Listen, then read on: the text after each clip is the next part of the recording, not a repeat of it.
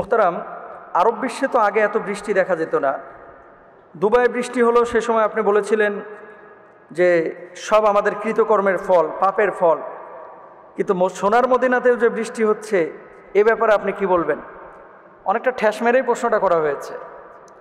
দেখেন, সব সময় সব বৃষ্টি যে আযাবের, সেটা কিন্তু আমরা কোনো সময় বলি না।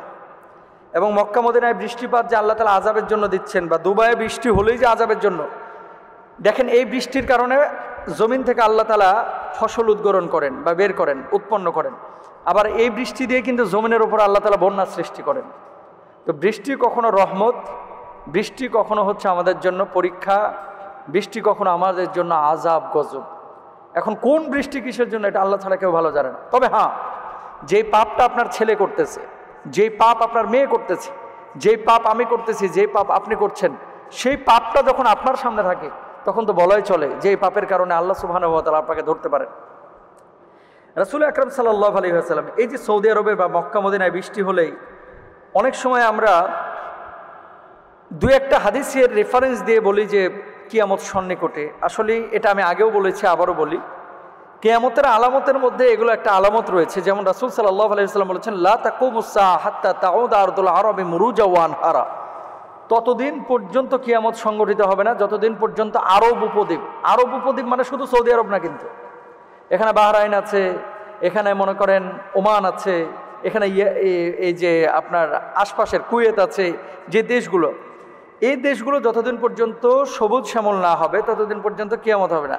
এখানে পানি উৎপাদন, মানে নহর উৎপন্ন হবে, খাল দেখা যাবে, পানির উৎসরণ বেশি ঘটবে, সবুজ শ্যামল বেশি হবে। আর যেই সমস্ত জায়গায় পানি বেশি, সেই সমস্ত জায়গায় সবুজ শ্যামল পরিবেশ বেশি, গাছ উদ্গীরণ বেশি, উৎপন্ন হয় বেশি, এটা তো স্বাভাবিক। তো রাসূল সাল্লাল্লাহু আলাইহি ওয়াসাল্লামের সেই হাদিসটি রয়েছে, কিন্তু সেই হাদিসকে এই বর্তমান সৌদি আরবের যে সবুজ শ্যামল হচ্ছে, এটার সাথে ইন্ডিকেট করে মিলিয়ে ফেলা, এটা সত্যও হতে পারে যে এই সবুজ শ্যামল কিয়ামতের আগে হচ্ছে, এটা কিয়ামতের আলামত। আবার আল্লাহ তাআলা যদি বলে বা সিদ্ধান্ত নেয় যে না, এই সবুজ শ্যামল আমি এমনি দিচ্ছি, কিয়ামতের আগে আবার করব, সেটা আল্লাহর সিদ্ধান্ত। এটা আমি আপনি স্পষ্ট করে কেউ কিন্তু বলতে পারি না, যেহেতু হাদিসে আছে আমরা আলোচনা করি। তো এখন সৌদি আরবে বা সোনার মদিনায় যে পানি হচ্ছে, বৃষ্টি হচ্ছে, এই বৃষ্টিটা আযাব না রহমত, এই বৃষ্টিটা আল্লাহ ভালো জানে। তবে মদিনা মুনাওয়ারায় আপনারা যারা গিয়েছেন আপনারা জানেন, মক্কাতুল মুকাররমা এবং মদিনা মুনাওয়ারায় ভাই পাপ নাই, যদিও আছে সীমিত। বড় কোনো পাপ ওই নিউ ইয়র্কের মতো, দুবাইয়ের মতো এই ধরনের কিন্তু আজেবাজে শরাব টরাব মক্কা মদিনায় কিন্তু আপনি পাবেন না। নাচানাচি মেয়েদেরকে নিয়ে এগুলো কিন্তু মক্কা মদিনায় আপনি পাবেন না। এই পবিত্র শহরের ব্যাপারে এই ধরনের চিন্তা চেতনা নিয়ে আসাও, এটাও আমাদের জন্য লজ্জাস্কর এবং মুমিন হিসেবে আমাদের জন্য এটা কোনোভাবেই উচিত হবে না। এবার আসেন আবু হুরায়রা রাদিয়াল্লাহু তাআলা আনহু থেকে বর্ণিত একটি হাদিস। তিনি কি বলছেন? তিনি বলছেন, লা তাকুমুস সাআ হাত্তা ইয়াকসুরাল মাল ওয়া ইয়াফিদা হাত্তা ইউখরিজার রাজুল যাকাতা মালিহি ফালা ইয়াজিদু আহাদান ইয়াকবালুহা মিনহু হাত্তা তাউদা আরদুল আরবি মুরুজা ওয়া আনহারা। পুরো হাদিসটা হচ্ছে এই, কিয়ামত সংঘটিত হবে না যতদিন না ধন সম্পদ এত বৃদ্ধি পাবে যে তা উপচে পড়বে। এমনকি মানুষ তাদের সম্পদের জাকাত বের করলেও তা গ্রহণ করার মতো মানুষ খুঁজে পাবে না। এবং যতদিন না আরব ভূমি সবুজ বাগ বাগিচা ও নদ নদীতে পরিবর্তিত হবে। তার মানে কি, আরবের সম্পদ আল্লাহ তাআলা এত বাড়িয়ে দিবেন যে জাকাত দেওয়ার মতো লোক খুঁজে পাওয়া যাবে না, জাকাত যে গ্রহণ করবে।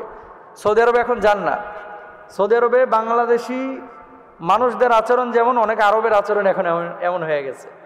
আগে খাবার প্রচুর নষ্ট করতে, এখন যায় দেখেন কি অবস্থা, চেটে পুটে খায় আলহামদুলিল্লাহ।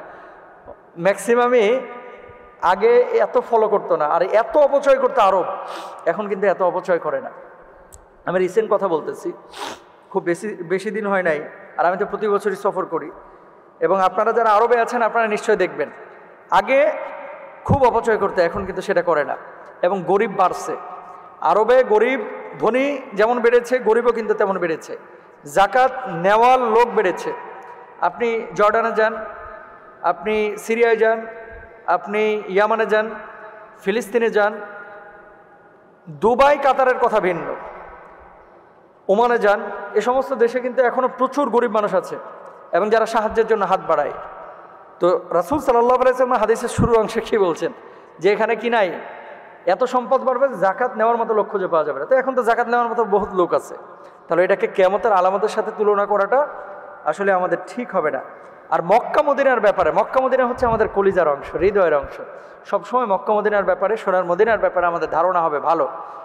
যে বৃষ্টিটা আল্লাহ তাআলা দিয়েছেন এটা রহমের বৃষ্টি হতে পারে, এটা পরীক্ষার বৃষ্টি হতে পারে, কিন্তু এটাকে আযাবের বৃষ্টি বলে চালিয়ে দেওয়া কোনোভাবে এটা উচিত হবে না, কারণ মক্কা মদিনায় সেরকম কোনো গুনাহ আমরা দেখতে পাই না। এরপর আসেন, সারা বিশ্বে বৃষ্টি আরব দেশের মানে আরবের দেশগুলোতে হচ্ছে, কিন্তু আমাদের এখানে কেন হচ্ছে না? যেখানে পাপ বাড়ে, জাকাত যেখানে বন্ধ হয়ে যায় জাকাত দেওয়াটা, সেখানে বৃষ্টি কমায় দেয়। এটা তো রাসূল সাল্লাল্লাহু আলাইহি ওয়াসাল্লাম হাদিসের মধ্যে বলেছেন, ওয়ালাম ইয়ামনাউ যাকাত আমওয়ালিহিম ইল্লা মুনিআল কাতরা মিনাস সামা। যখন জাকাত দেওয়াটা বন্ধ হয়ে যাবে আল্লাহ সুবহানাহু ওয়া তাআলা বৃষ্টিও বন্ধ করে দেবেন। তো আকাশের দরওয়াজা যদি খুলতে চান, বৃষ্টি যদি চান, বেশি বেশি জাকাত দিবেন এবং বেশি বেশি আপনারা তওবা ইস্তিগফার করবেন। ইউরসিলিস সামা আলাইকুম মিদরারা, আল্লাহ তাআলা পবিত্র কোরআনুল কারীমের মধ্যে বলেছেন। আল্লাহ তাআলা আমাদেরকে বোঝার তৌফিক দান করুন। সুতরাং মক্কা মদিনার ব্যাপারে আমাদের ধারণা হবে ভালো ইনশাআল্লাহ।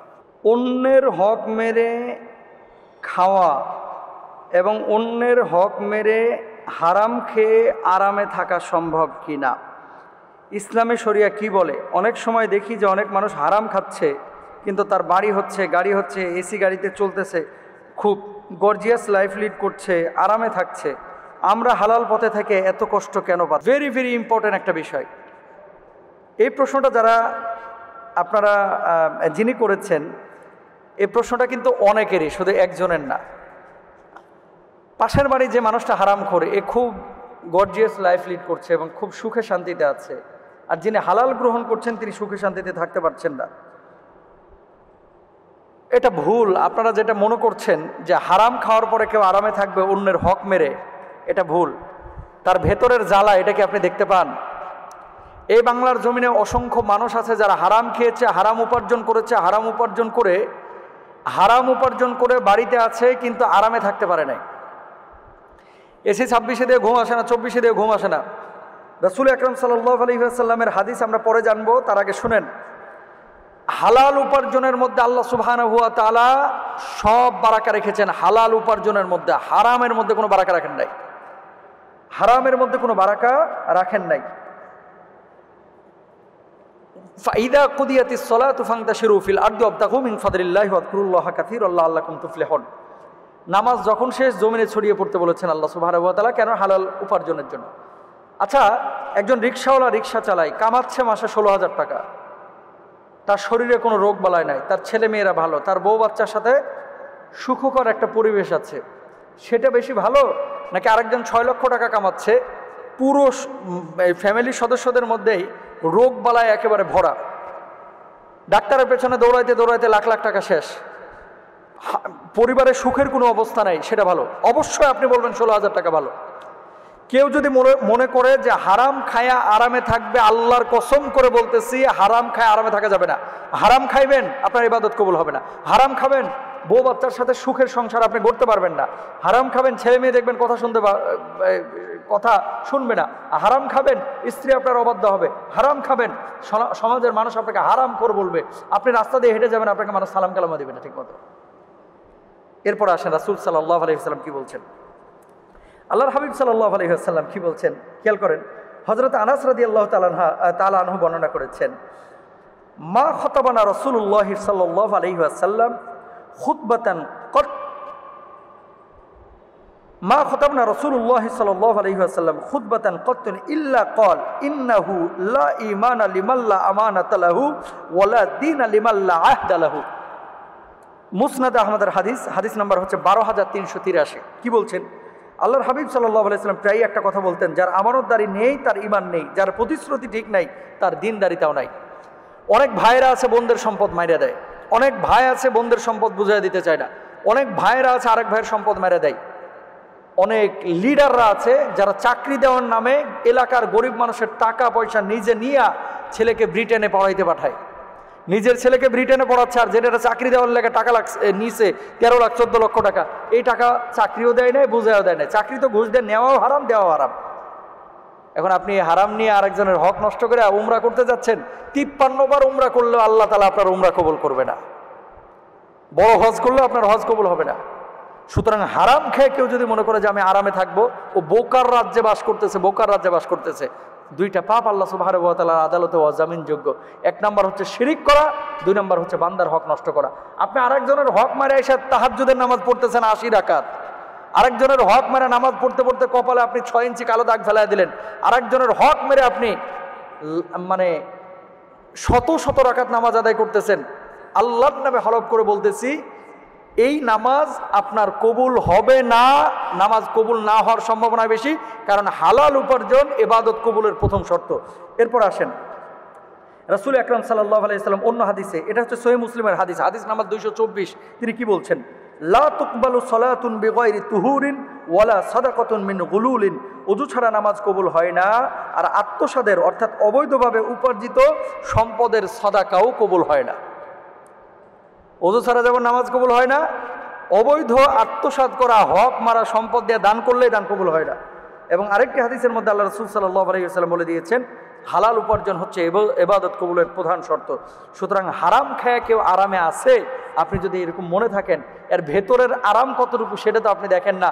দেখা যাবে গুলশানে আছে, দেখা যাবে বনানীতে আছে, বউয়ের সাথে কথা বলে না 7 দিন 8 দিন, বউ তারা কুকুরের মতো দেখে আর বউকেও সে কুকুরের মতো দেখে। এরকম আচরণ, কি মারামারি, কি হিংসাত্মক আচরণ। বাইরে থেকে একেবারে ফিটফাট, ভেতরে পুরাই সদরঘাট। শান্তি নাই, শান্তি নাই ভাই। শান্তির জন্য হালাল দরকার, শান্তির জন্য কোরআনের পথে আসা দরকার। আল্লাহ আমাদেরকে বোঝার তৌফিক দান করুন।